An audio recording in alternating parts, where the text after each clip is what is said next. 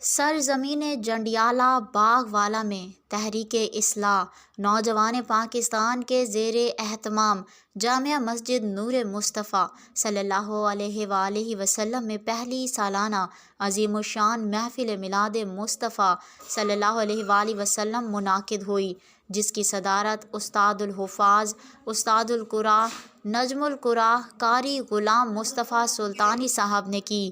قاری عامر سعید صاحب نے محفل کا آغاز قرآن مجید کی تلاوت سے کیا۔ نعت خوان حضرات نے بھی حضور صلی اللہ علیہ وآلہ وسلم کی مدح سرائی کی، جس میں خصوصی خطاب قبلہ پروفیسر حافظ محمد سفیان صاحب نے خطاب فرمایا۔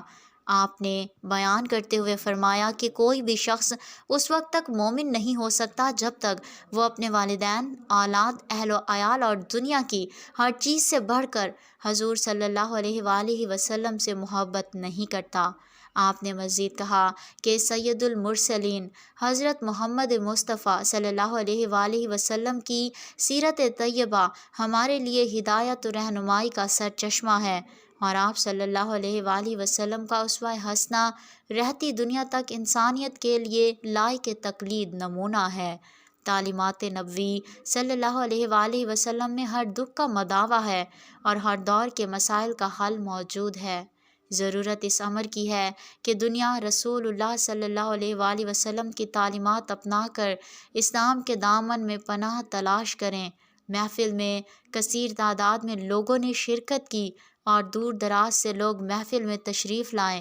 سیاسی و سماجی شخصیت حافظ علی رضا ورک صاحب خصوصی طور پر تشریف لے آئے۔ تحریک اصلاح نوجوان کے کارکنان خضر رضوی، ہاشم رضوی اور کاشف مغل نے بھی شرکت کی۔